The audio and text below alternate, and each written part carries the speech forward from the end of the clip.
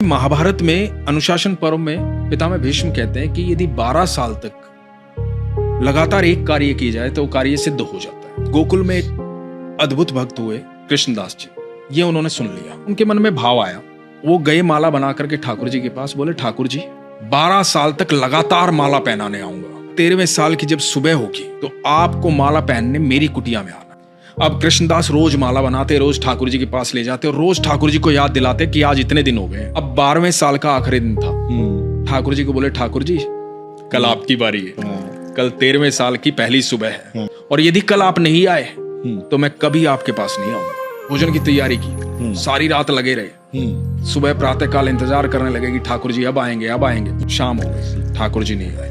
आ गया गुस्सा, सारा 56 भोग उठाया, अपनी पोटली में बांधा और देख करके मंदिर की तरफ, कोई नहीं है कृष्ण विष्णु, पत्थर की मूर्ति है वो, सुनता तो आज आ जाता, सुनता ही नहीं है। और बड़बड़ाते हुए जा रहे हैं। आगे से गैयों का एकदम झुंड आ रहा है लगातार। तो एक बालक आवाज दे रहा है, अरे बाबा सुनो, रुको, इतनी सारी गैया आ रही हैं, टक्कर लग जाएगी, धक्का लग जाएगा, गिर जाओगे, रुक जाओ थोड़ी देर।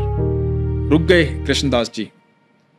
तो बालक बोला कि बड़ी खुशबू आ रही है आपके झोले से, खाना खाया नहीं आपने शायद, तब तक गैया जाए बैठ के खा लो। बोला नहीं मुझे नहीं खाना। क्या हुआ, क्या बात हुई? लाडला है ना वो कन्हैया। अरे बहुत नखरे हैं उसके, 12 साल गया हूं माला पहनाने, एक दिन बोला था एक दिन मेरे पास आ जाना, नहीं आया, सुबह से लेकर के शाम हो गई, अब जा रहा हूं यहां से। तो बालक बोला बाबा इतना गुस्सा क्यों हो रहे हो? मुझे भी भूख लगी, मैंने भी सुबह से कुछ नहीं खाया, सुबह से गैया चरा रहा हूं। तो बोला कि मुझे भी आप खिला दो। बोला खा लो। बोला आप देख नहीं रहे मेरे तो हाथ गोबर में सने हुए, मैं कैसे खा लूं?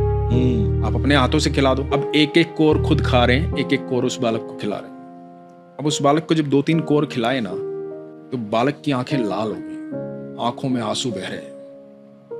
कृष्णदास ने देखा, कृष्णदास ने कहा कि तुम रो क्यों रहे हो? भूख लगी थी, खाना खिला तो रहा हूं, रो क्यों रहे हो? तो बालक बोला बाबा माला नहीं पहनाओगे आज। कृष्णदास बोले कौन है तू? मैं ही तो हूं, तुम्हारा कृष्ण। बोला बाबा जब तुम माला पहनाते हो ना मुझे ऐसा लगता है कि मेरा आलिंगन कर रहे हो।